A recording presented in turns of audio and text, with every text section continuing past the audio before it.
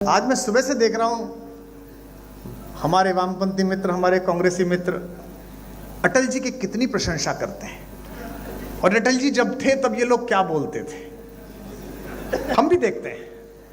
अटल जी थे तो अटल जी बहुत कट्टर थे।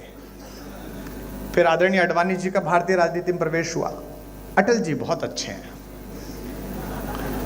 उसके बाद आदरणीय प्रधानमंत्री जी का प्रवेश हुआ तो अटल जी आडवाणी जी दोनों बहुत अच्छे थे। और आदरणीय मुख्यमंत्री जी वो समय दूर नहीं है जब प्रधानमंत्री जी बहुत अच्छे हैं ये भी कहा जाएगा।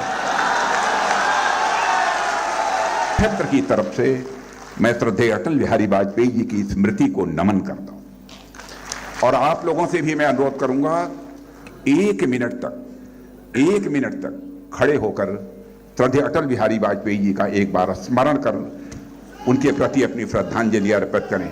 कोई आवाज नहीं, शांत, कोई आवाज नहीं।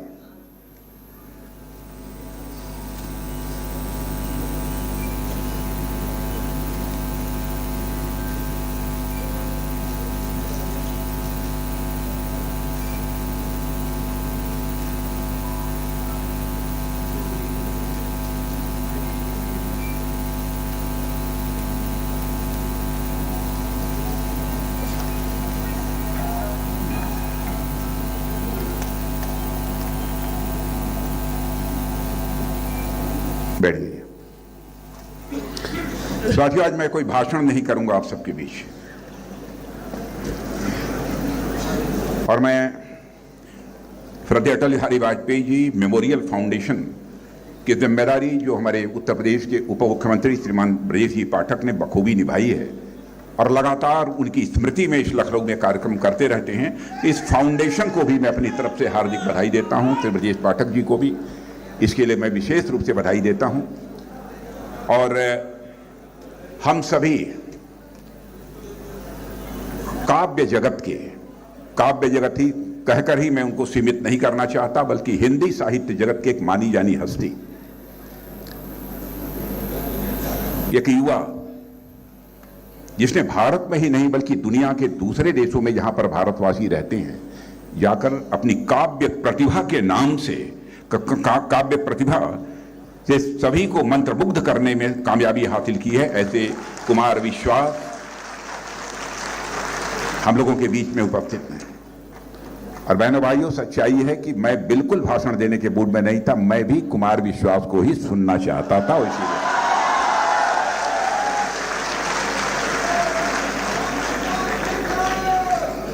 और मैं कुमार विश्वास जी को मैं विशेष रूप से धन्यवाद देना चाहता हूं, क्योंकि हमारा संसदीय निर्वाचन क्षेत्र है।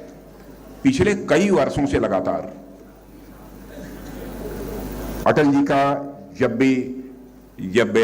ये जन्म दिवस जब आता है उस समय जो भी लखनऊ में कार्यक्रम होते हैं तो उसमें वो आते हैं, फाउंडेशन की तरफ से आमंत्रित किया जाता है और यहां पर अपनी प्रतिभा के माध्यम से अटल जी के प्रति वह श्रद्धांजलि अर्पित करते हैं। इसलिए आज ज्यादा कुछ न कहते हुए मैं पुनः एक बार श्रद्धेय अटल बिहारी वाजपेयी जी की स्मृति को नमन करते हुए मैं सीधे ये कहूंगा कि अब कुमार विश्वास जी अब मंच पर आएं और अपने काव्य के माध्यम से श्रद्धेय अटल बिहारी वाजपेयी जी को अपनी श्रद्धांजलि अर्पित।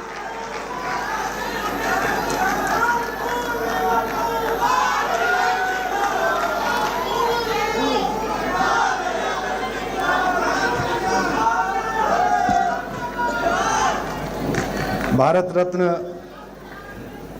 स्मृति शेष कविकुल शिरोमणि, बैठो। वो वामपंथ की तरफ बचपन से ही नहीं है। आदरणीय अटल जी की स्मृति में आयोजित इस समारोह में मंच पर उपस्थित और आदरणीय अटल जी की अजातशत्रु छवि के वास्तविक और संसदीय उत्तराधिकारी, देश के यशस्वी रक्षा मंत्री आदरणीय राजनाथ सिंह जी,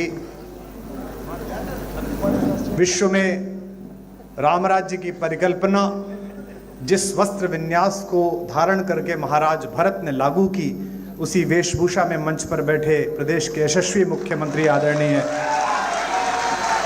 योगी आदित्यनाथ जी लगभग 36 वर्ष पूर्व विश्व हिंदू परिषद के आदरणीय अशोक सिंघल जी के सानिध्य के कारण मेरे पूज्य पितृव्यवर मेरे ताऊ जी स्मृति शेष सुमन जी के संपर्क के कारण मेरे प्रति स्नेह रखने वाले यशस्वी उप मुख्यमंत्री केशव भैया और पिछले 36 वर्षों से विश्वविद्यालय राजनीति से लेकर आज तक मेरी काव्य प्रतिभा का निरंतर आर्थिक शोषण करने वाले प्रदेश के यशस्वी उप मुख्यमंत्री श्री ब्रजेश पाठक जी, हमारे पश्चिमी उत्तर प्रदेश के एक सितारे और भारतीय जनता पार्टी का प्रदेश नेतृत्व संभालने वाले भूपेंद्र भैया और तमाम मंच पर बैठे हुए आदरणीय महेंद्र जी, सभी महत्वपूर्ण लोग बैठे। इस कार्यक्रम में मैं वर्ष में एक बार आदरणीय रक्षा मंत्री जी आता हूँ, लखनऊ एक ही बार आता हूँ और वो भी फ्री में, तो ये कह देना आवश्यक है क्योंकि आज सारा जो मीडिया आया है वो इसलिए भी आया है कि रक्षा मंत्री जी आए हैं, अटल जी का 100वां जन्मदिन है, आदरणीय मुख्यमंत्री जी और महत्वपूर्ण लोग हैं। लेकिन मेरा पिछले 5 दिन का अनुभव यह है कि मीडिया इसलिए भी आया है कि इन सब की उपस्थिति में मैं कुछ बोलूं और उसमें से 20 सेकंड का काटकर चलाया जा सके। तो मैं आशा करता हूं कि कैमरा के जितने भी लोग हैं हम उन्हें पर्याप्त अवसर देंगे, प्रदान करेंगे। मेरे प्रति बड़ा स्नेह अटल जी का रहा और कवि अगर प्रधानमंत्री भी बन जाए तो वो कवि रहता है, और वे जब प्रधानमंत्री पद पर सुशोभित थे तो महीने में एक बार, 2 महीने में एक बार जब भी उन्हें समय मिलता था तो स्मृति शेष प्रमोद जी के माध्यम से वो दिल्ली में रहने वाले, एनसीआर में रहने वाले जिन 3-4 कवियों को बुलाकर उनको सुनते थे और कुछ अपना लिखा हुआ सुनाते थे, उनमें सबसे कम वय का और बिल्कुल अल्पज्ञ बालक के रूप में उनका स्नेह मुझे मिला। ये मेरा सौभाग्य है। जैसा कि आदरणीय दिनेश जी ने उल्लेख किया था, यह भी सौभाग्य है कि जिन महनीय विभूतियों को पूरे भारत में लाखों लाख लोग प्रतीक्षा करके सुनते हैं, उन महनीय विभूतियों ने मुझे समय दिया कि मैं यहाँ अपनी बात कह सकूं। एक कवि की काव्य पाठ है, एकल काव्य पाठ है। यह भी कारण हो सकता है कि बाकियों ने पैसे मांग लिए हों, लेकिन मैं इसे अपना सौभाग्य मानता हूँ। आदरणीय मुख्यमंत्री जी से अनुरोध करता हूँ कि उन्होंने शासन व्यवस्था बहुत अच्छी की, कानून व्यवस्था बहुत अच्छी की, उप मुख्यमंत्री की वित्तीय हालत को भी वे थोड़ा सुधारें, तो केवल काव्य पर पलने वाले इस गरीब ब्राह्मण का भी भला हो सके। लेकिन मुझे लगता है कि जिस दिन ब्रजेश जी देना शुरू कर देंगे उस दिन ये बातचीत का क्रम बंद हो जाएगा। शायद इसीलिए उन्होंने संकल्प कर रखा है कि उन्हें देना ही नहीं है। मैं कुछ एक पंक्तियां पढ़ता हूं। जब कभी हम अटल जी के बारे में बात करते हैं या किसी भी सफल व्यक्ति के बारे में बात करते हैं तो हमें लगता है कि यह सफलता एक दिन में प्राप्त हो गई होगी। ये सफलता एक दिन में प्राप्त नहीं होती, वर्षों लगते हैं, संघर्ष लगता है, और समूह और सामने बैठे हुए लोग अक्सर सफलता के सितारे देखते हैं, असफलता का एकात्म रुदन कोई नहीं देखता। उस एकात्म रुदन से जब सफलता निकलती है तो उसे चकाचौंध भाव से पूरा विश्व देखता है, पूरा प्रदेश देखता है, पूरा भारत देखता है। अटल जी भी उसी सफलता के मानक पर चढ़े और मंच पर जो लोग बैठे उन्होंने भी यही सफलता प्राप्त की। इस कार्यक्रम में एक अनुभव मुझे बार बार ऐसा भी होता है, जब भी भाषण होते हैं, विशेष रूप से भूपेंद्र जी का जब भाषण होता है तो मुझे लगता ही नहीं कि ये कवि सम्मेलन है। मुझे लगता है थोड़ी देर बाद भूपेंद्र जी सदस्यता की पर्ची लेके मेरे पास भी आ जाएंगे और अरे सो आज बड़ी कृपा की उन्होंने कि आज उन्होंने विस्तार की सारी भूमिकाएं नहीं बताई, उसके लिए मैं उनका आभारी हूं। मैंने सुना कि जगत को जीतने के बाद, मैंने सुना कि महासमर महाभारत में गीता का वाचन करने के बाद, 5 निर्वासित राजकुमारों को विजय दिलाने के बाद, जरासंध और शिशुपाल जैसे राक्षसों के वध की परियोजना को पूर्ण करने के बाद योगेश्वर कृष्ण एक बार ब्रज लौटे थे। उस भावभूमि पर मैं एक गीत विशेष रूप से सुनाता हूं, क्योंकि मंच पर वे सभी लोग बैठे हैं जिन्होंने अपने अपने जीवन के महासमर में कृष्ण की भूमिका निभाई है। यहाँ बहुत सारे लोग ऐसे हैं जिनके जीवन में और रस था, लेकिन लोक मंगल के इन्होंने रस का त्याग किया। जब कभी गुजरात जाता हूं तो मैं गुजरात के लोगों से शिकायत जरूर करता हूं कि आपसे ये शिकायत है कि हमने हंसता गाता गुनगुनाता बांसुरी बजाता हुआ कन्हैया आपको सौंपा था, आपने उसे द्वारिकाधीश तो बनाया पर उसकी बांसुरी भी छीन ली और उसकी राधा भी छीन ली। ये पहली परियोजना। सुनते हैं कि कृष्ण ब्रज लौटे और ये खबर उनके वियोग में आंख खो चुकी राधा जी को प्राप्त हुई। किसी ने कहा इस बार तीज के मेले में कन्हैया आने वाला है। तब तक राधा अपने नेत्रों की ज्योति लगभग खो चुकी थी। इसकी प्रारंभिक 2-3 टिप्पणियों पर आपका नाद मेरी भूमिका तैयार कर देगा। तो किसी ने कहा कृष्ण आने वाले हैं, राधा चुप रही। उसके बाद वो समय भी आया जिस दिन कृष्ण आने वाले थे। आज मुख्यमंत्री जी आते, रक्षा मंत्री जी आते तो बाहर तक पता चल जाती है कि एक विशिष्ट अतिथि आए हैं। वो तो सम्राटों के सम्राट थे, पूरे मेले को पता चल गई, गोकुल को पता चल गई कि कन्हैया आ गए हैं। कोई दौड़ती हुई सखी राधा की कुटिया पर गई और कहा राधा कृष्ण आ गया है। राधा चुप रही। फिर राधा की कुटिया का पता ढूंढते हुए स्वयं योगेश्वर कृष्ण वहां तक पहुंचने को उद्यत हुए। आधे रास्ते में फिर एक सखी भागी गई और कहा राधिका तेरा कन्हैया आ गया है। राधिका फिर भी चुप रही। जब कुटिया के द्वार पर अश्रुपूरित नेत्रों से कृष्ण खड़े हुए और उन्होंने म्लान राधा को दीप्ति वाले चेहरे के साथ देखा तो राधा की सबसे प्रिय सखी विशाखा ने राधा के कान में कहा बावरी, जिसके लिए रो रो कर आंखें खोदी वो कन्हैया आ गया है। राधा ने जो उत्तर दिया वो मेरे गीत की भूमिका है। आपकी ध्वनि बताएगी कि आपको भूमिका कैसी लगी। कहा कि कन्हैया आ गया है। राधा ने कहा जगत भर आया है, जब बाह भर आ जाएगा तो मान लो कि क्या आ गया है। ये सभी सफल लोग अपने शयन कक्षों तक जगत भर पहुंचते हैं, बाह भर नहीं पहुंचते। जमाने भर की चिंताएं रहती हैं। हम सब जो लोग अंतरंगता के व्रत में आते हैं, हम सब जानते हैं कि देश की रक्षा सीमाओं की सुरक्षा के लिए दिन रात उद्यत रक्षा मंत्री जी किस मानसिकता में पिछले 1 वर्ष से काम कर रहे हैं। हम सब जानते हैं, परिवार के सदस्य होने के कारण जानते हैं। लेकिन उनकी दृढ़ता में, उनके चाल में, उनके संकल्प में, उनकी वाणी में जरा कंपन आप अनुभव नहीं कर सकते। किसी ने कहा कि तेरे पास तक आ गया है। अब थोड़ा और गंभीर हो जाइए, अच्छा सुनना है आप। पहुंचकर कृष्ण ने कहा राधिका मैं तेरा कन्हैया। राधा ने सिर पर हाथ फिराया और कहा, इस पंक्ति को आप पकड़ लेंगे तो मैं जान जाऊंगा। कहा कृष्ण की प्रेमिका की कुटिया में तुम्हारा स्वागत है द्वारिकाधीश। कृष्ण का कैसी बात करती है, मैं तेरा कन्हैया, द्वारिकाधीश क्यों कहती है? थोड़ा और जागे पीछे के लोग। राधा ने कहा हाँ द्वारिकाधीश, मैंने भी यही सोचा कि मेरा कान्हा आ गया है। मैंने आपके सिर पर हाथ फिराया तो ये सोचा कि मोर पंखों से मेरी उंगलियां छुएंगी, लेकिन सम्राट के मुकुट में निकली हुई किरचों से मेरी हथेलियां कट गई हैं। द्वारिकाधीश तुम्हारा स्वागत। कृष्ण ने राधा का हाथ पकड़ा और अपने हृदय पर रखा और कहा अनुभव कर इस हृदय की गति को। मैं तेरे लिए गीत गोविंद गाने वाला तेरा कृष्ण। झटके से हाथ छुड़ाकर राधा ने जो कहा, फिर और हाथ खुलेंगे शायद आपके तालियों में। राधा ने कहा हाँ द्वारिकाधीश, मैंने आपके हृदय पर हाथ यही सोचकर लगाया था कि वन फूलों की मालाएं मेरे हथेली से लगेंगी, लेकिन आपके गले में पड़ी हुई मणियों ने मेरी हथेलियों पर किरच डाल दी हैं। आपका स्वागत है द्वारिकाधीश।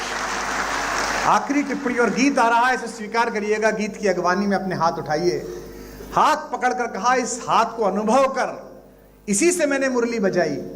हाथ छुटाकर राधा ने कहा हाँ द्वारिकाधीश, मैंने आपका हाथ यही सोचकर थामा था कि इसमें मुरली का स्पर्श होगा, लेकिन शिशुपालों की गर्दन उड़ा देने वाले चक्र को धारण करते करते आपकी उंगलियों में गड्ढे पड़ गए हैं। आओ द्वारिकाधीश तुम्हारा स्वागत।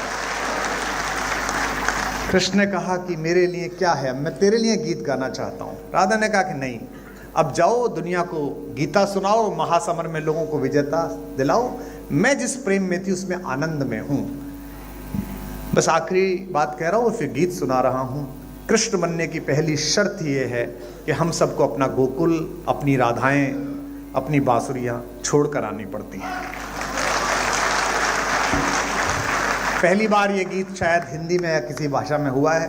कुछ लोग रो रहे हैं जिनकी आंखों में आंसू हैं। लोग मुझसे अक्सर पूछते हैं कि आपको सरकारी सम्मान नहीं मिले। पिछली सरकारें तो दे भी नहीं सकती थी, उनकी तो भारतीय यश की दूसरों के लिए ही थी। लेकिन मैं ये मानता हूं कि इतने महनीय श्रोता सुने और इतने महनीय श्रोता रो पड़े, ये किसी भी बड़े सम्मान से कम बात नहीं है। इसके लिए आभार करते हैं। सुनिएगा, गीत सुनाता हूं कि कृष्ण क्या कह रहे हैं। आप सब भी गुनगुनाइए और गाइए। मंच का विशेष आशीर्वाद स्नेह चाहता हूं, सुनिएगा। कृष्ण ने राधा से कहा कि मथुरा छूटी छूटी द्वारिका। बस थोड़ा आनंद के साथ सुनिएगा। मैं जानता हूं कि कुछ उत्साही आप सब लोग भी हैं, लेकिन इस समय महफिल कैसी है, सामने लोग कौन है। महफिल का शहसवार फकत नाखुदा नहीं, महफिल में बैठने का सलीका भी चाहिए। तो मथुरा छूटी, आप सब जानते हैं कि जब खुले मैदान में कोई अखाड़ा होता है तो मेरी भाषा क्या होती है, लेकिन यहाँ वे लोग बैठे हैं जो मानक लोग हैं, जिनका मैं बहुत आदर करता हूँ और जिनका मेरे प्रति अहेतुक स्नेह है। उन सब के प्रति मैं जानता हूँ आदरणीय मुख्यमंत्री जी का, आदरणीय रक्षा मंत्री जी का और मंच पर बैठे तमाम महनीय लोगों का मेरे प्रति बड़ा प्रेम है। उस प्रेम को हाजिर नाजिर जान के पढ़ रहा हूँ कि मथुरा छूटी छूटी द्वारिका, इंद्रप्रस्थ ठुकराऊं। वहां कर सकते हैं, वही पेमेंट है आज आप सब भी। अब मंच से अनुरोध करूंगा कि आप लोग जरूर वहां करते हैं, जो कि पार्टी का कार्यकर्ता पहले नेता की तरफ देखता है कि नेता कर रहा है कि नहीं कर रहा है। कि मथुरा छूटी, सरकार में बहुत होता है, हमने भी दुर्भाग्य से एक बार चलाई थी। तो वो 90 के बैच का आईएएस चुटकुला सुनाता था तो 85 वाला हंसता ही नहीं था कि जूनियर पे क्या हंसना। कि मथुरा छूटी छूटी द्वारिका, इंद्रप्रस्थ ठुकराऊं। अगली पंक्ति पर वहा करना, पंक्ति पढ़ रहा हूं कि मथुरा छूटी छूटी द्वारिका, इंद्रप्रस्थ ठुकराऊं। बंसी छूटी गोकुल छूटा, कब तक चक्र उठाऊं। बंसी छूटी गोकुल छूटा, कब तक चक्र उठाऊं। जो लोग समझ जाएं कि बड़े ठाकुर और छोटे ठाकुर के बीच क्या संबंध है, राम और कृष्ण के बीच, वो ये पंक्ति पकड़ लेंगे कि बंसी छूटी। अब महाराज जी, हमारे ब्रज में कहानी आती है कि जब 15 वर्ष के हो गए कन्हैया और 15वें जन्मदिन पर 14वें जन्मदिन के बाद माता देवकी और वसुदेव को छुड़ाने के लिए पहुंचे कारागार में कंस का वध करके और पैर छुए, तो रास मंजरी में एक गीत आता है कि माता देवकी ने उनको जोर से एक घूंसा मारा और कहा कि बड़ा योगेश्वर बनता है, बड़ा शक्तिशाली बनता है। माँ को 14 साल के लिए छोड़ के रखा, छुड़ाने नहीं आया। तो कन्हैया तो थोड़े चुलबुले हैं, मजाक में कहा मैया क्यों मारती है, पिछले जन्म में 14 साल तूने छोड़ दिया था, इस बार 14 साल मैंने छोड़ दिया। कि बंसी छूटी गोकुल छूटा। अब अगली पंक्ति आती है, संभालिएगा, मुझे बताइएगा अटल जी के श्रोता हैं। बंसी छूटी गोकुल छूटा, कब तक चक्र उठाऊं। पिछले जन्म जानकी तुझ बिन जैसे तैसे बीता। पिछले जन्म जानकी तुझ बिन, गा सकते मेरे साथ। पिछले जन्म जानकी तुझ बिन जैसे तैसे, महासमर में रीता रीता, कब तक गाऊं गीता। महासमर में रीता रीता, कब तक गाऊं। और अभी कितने जन्मों तक, हम पर संगीत नहीं है लेकिन ये अटल जी का मंच अगली पंक्ति के समापन पर तालियों की ताल से झूमे, ऐसा मन है। और अभी कितने जन्मों तक, और अभी कितने जन्मों तक तुझसे दूर बिताऊं। कब तक गीत सुनाऊं राधा, कब तक गीत सुनाऊं। कब तक गीत सुनाऊं राधा, कब तक, जाइए, कब तक गीत सुनाऊं राधा। पहला बंद सुनिएगा कि बचपन से प्रभुता का बोझा ढोते कटी जवानी। अपेक्षाएं आपको बहुत कष्ट सौंपती हैं। अपेक्षा हो जाए तो बड़ा कष्ट है। आपके पास एक प्रतिभा और जगत आपसे अपेक्षा करे तो बड़ा कष्ट है। कि बचपन से प्रभुता का बोझा ढोते कटी जवानी, हर पल षड्यंत्रों में उलझी सांसें आनी जानी। युग की आंखें अमृत पीती रही मुझे तक तक कर। ये पंक्ति संभालिए लखनऊ के लोगों। युग की आंखें अमृत पीती रही मुझे तक तक कर। अधर मधुर देखे सबने पर पीड़ा ना पहचानी।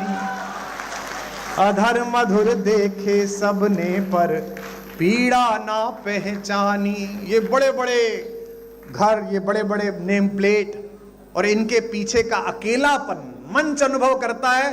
मैं किसी का संकेत नहीं कर रहा, आप समझ जाएंगे। अधर मधुर देखे सबने पर पीड़ा ना पहचानी।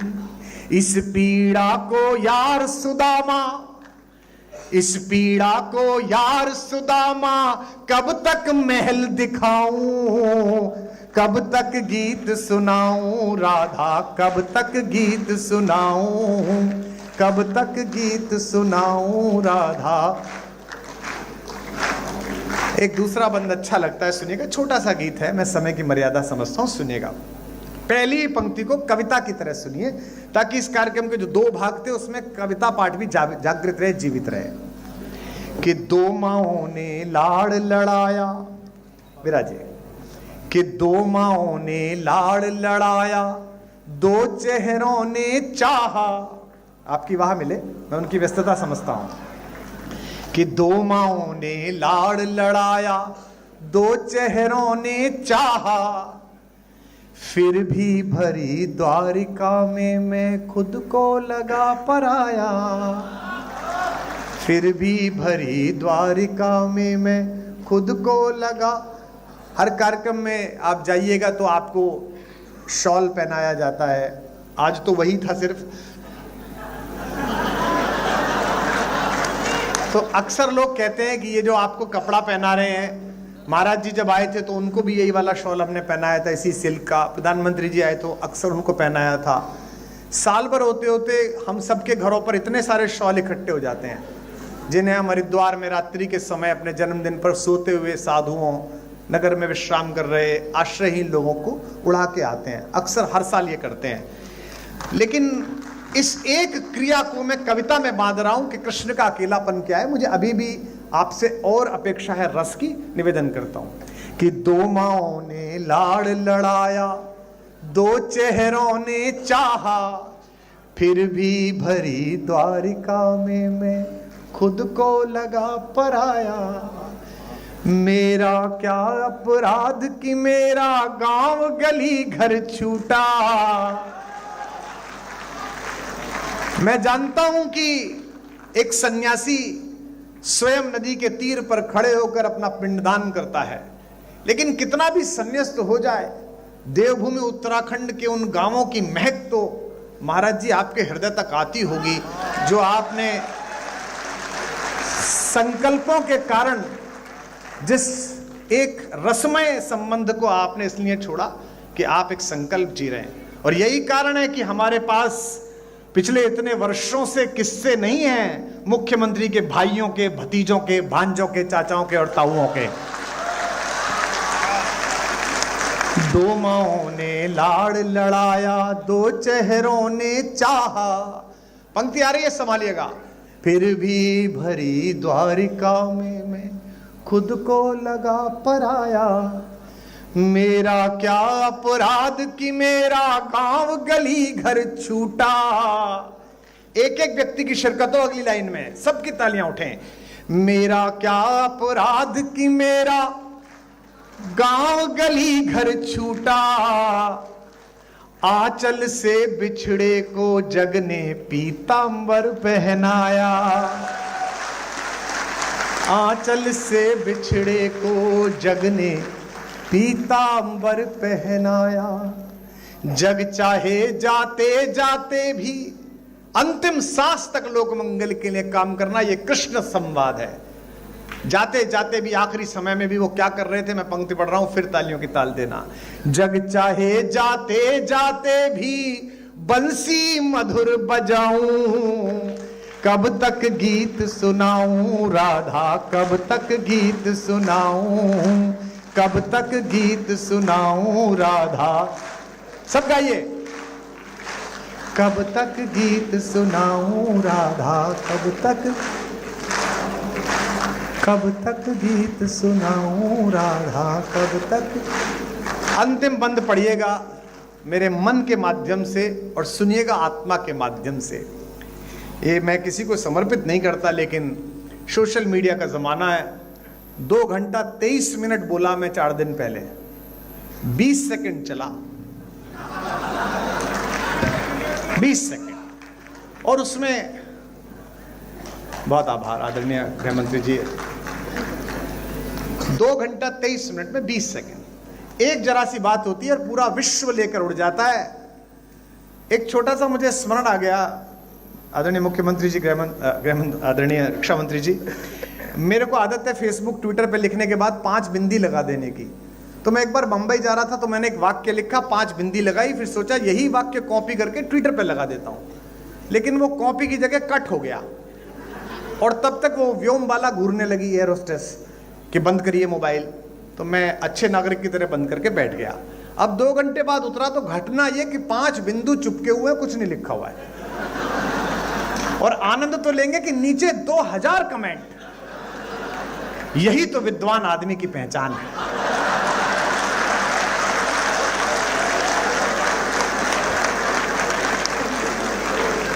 पंच तत्वों को क्या सुंदर तरीके से बताया। एक कह रहा था कि नहीं, आजकल कुमार जी आध्यात्मिक हो गए हैं, केवी कुटीर में रहते हैं, तो ये 5 वृक्षों की चर्चा है। कुछ भी चलता है। आपसे एक अपराध अनायास हो या किसी के माध्यम से हो जाए, अपयश में रुचि लेने के लिए पूरा संसार उत्सुक है, लेकिन आपने जितना पुरुषार्थ किया है, आपने जितनी क्षमता और मेहनत की है, उसकी कृतज्ञता देने के लिए संसार बहुत कंजूस है। मैं अंतिम पंक्तियां और अंतिम बंद पढ़ता हूं, उन लोगों के सम्मुख पढ़ रहा हूं जिनको यश और अपयश दोनों का अभ्यास है, तब पढ़ रहा हूं कि कब तक गीत सुनाऊं राधा, कब तक गीत सुनाऊं।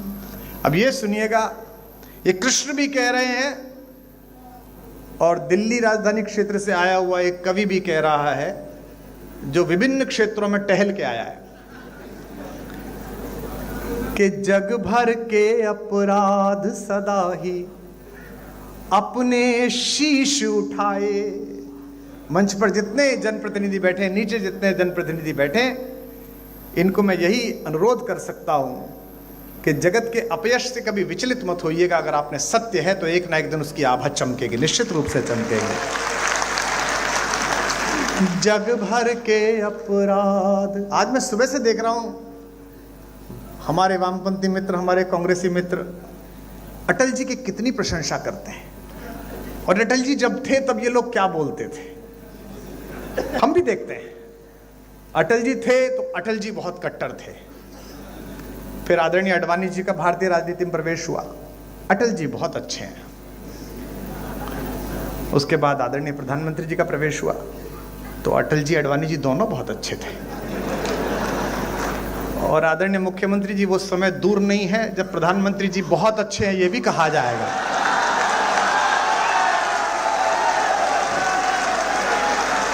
जग भर के अपराध सदा ही। कितना निर्मम जगत है, कितना निर्मम है भाई।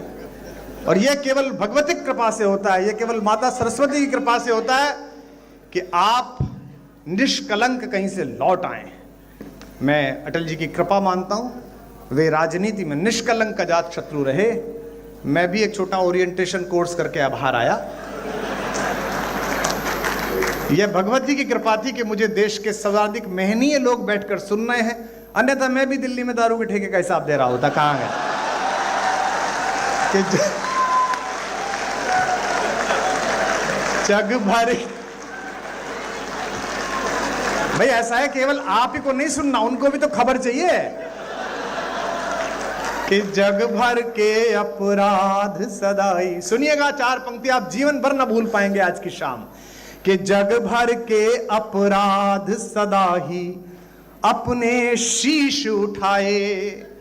हम 10वीं में थे रक्षा मंत्री जी, इस बात से कुंठित रहते थे कि दिन रात मेहनत करने के बाद भी हमारे भी उतने नंबर आते थे जितने नकल करने वालों के आते थे।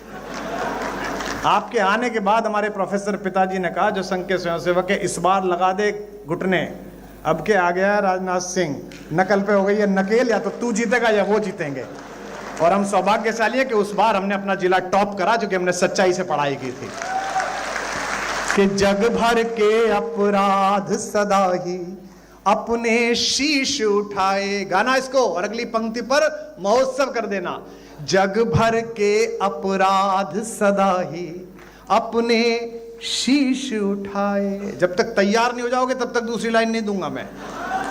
जग भर के अपराध सदा ही अपने शीश उठाए, रस का माखन सबने चाखा, चोर हम ही कहलाए।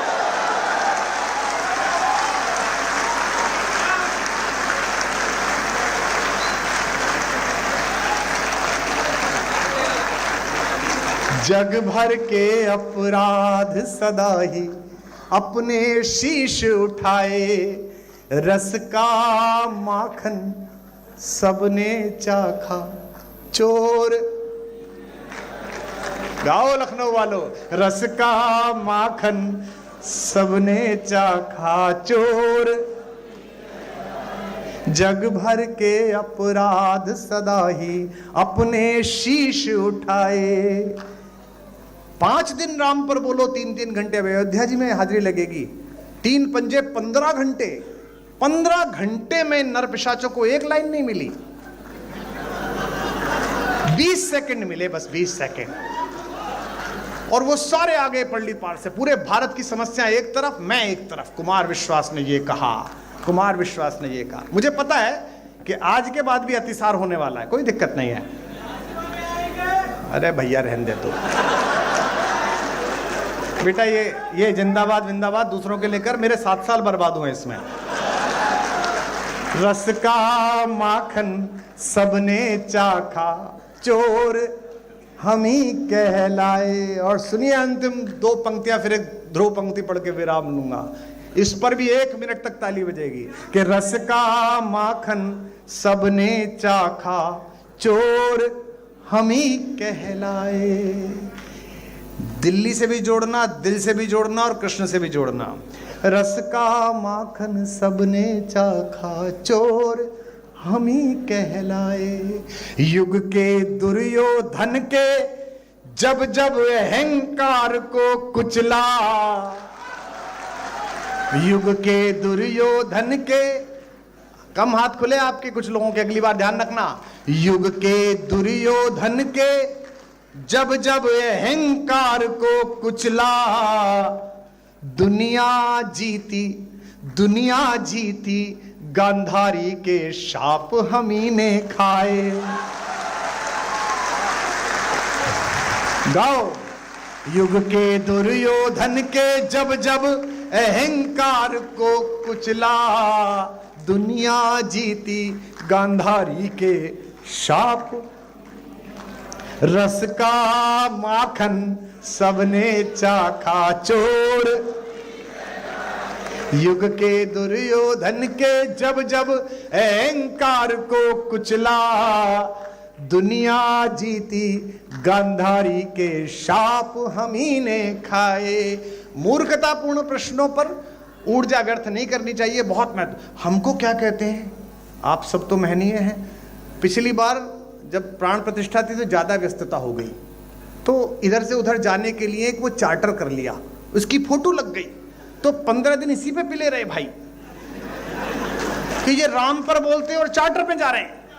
तो मैंने कहा ये कहां लिखा हुआ है चार्टर में हराम वाले ही जाएंगे, राम वाले नहीं जाएंगे, ये कहां लिखा हुआ?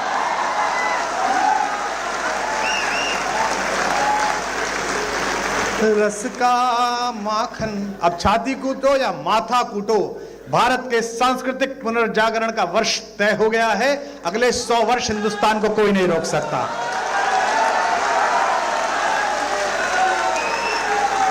युग के दुर्योधन के जब जब अहंकार को कुचला। फिर कह रहा हूं अपने बच्चों को रामायण पढ़ाओ, महाभारत पढ़ाओ, और इसलिए पढ़ाओ कि फायदा होगा। मुझे हुआ, मैंने महाभारत पढ़ी थी तो मुझे पता था कि मित्र अगर दुर्योधन निकल जाए तो उसके रथ से उतर के भागो, वरना कर्ण की तरह मारे जाओगे। तो इसलिए पढ़ो, चलो मत पढ़ो उस कारण से जो मैंने कहा था।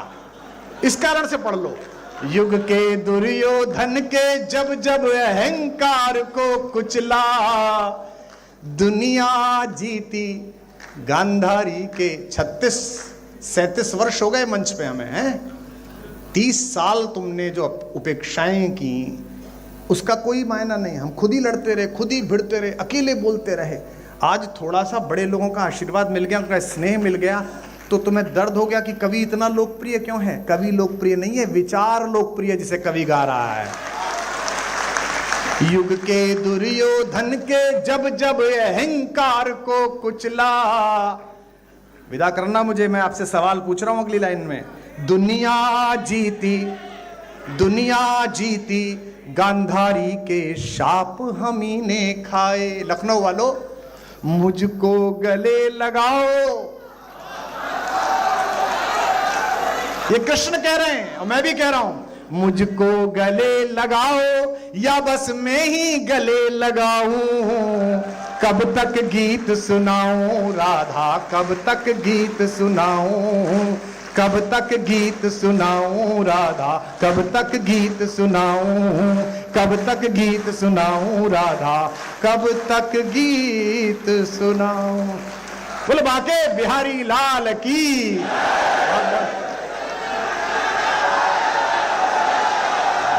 बहुत बहुत धन्यवाद।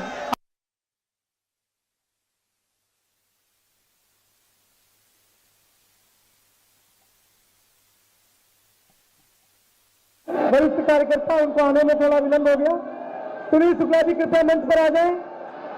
सुनील शुक्ला जी मंच पर आ जाएं, मंच पर आ जाएं। पार्टी के वरिष्ठ कार्यकर्ता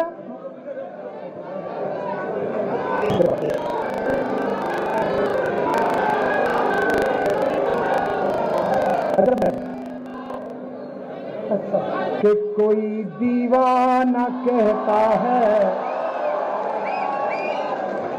ये मैं सुनाना नहीं चाह रहा था, लेकिन आदरणीय मुख्यमंत्री जी और रक्षा मंत्री जी का आदेश है, इसलिए 4 लाइन सुना रहा हूं।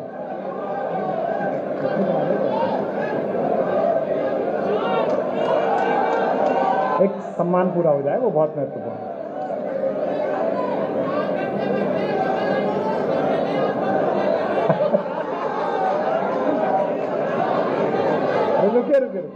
रुकिए सुनिए। अच्छा, एक बार तालियां बजा के बताइए। चलिए आप, बहुत आभार। मैं आदरणीय अतिथियों के समय की मर्यादा और उसकी सीमा समझता हूं। मुझे विशेष अनुग्रह पूर्वक 2 मुक्तक के लिए समय सीमा दी गई, तो मैं सुनाता हूं, सुनिएगा। कि मेरे जीने में मरने में तुम्हारा नाम आएगा, मैं सांसें रोक लूं फिर भी यही इल्जाम आएगा। हर एक धड़कन में जब तुम हो तो फिर अपराध क्या मेरा। उठाना अगली लाइन। हर एक धड़कन में जब तुम हो तो फिर अपराध क्या मेरा। अगर राधा पुकारेगी तो फिर घनश्याम आएगा। अच्छा, सब गाइए कि कोई दीवाना कह कोई, मगर धरती की बे को बस मैं तुझसे दूर, तू मुझसे, ये तेरा। बोल सियावर रामचंद्र भगवान की।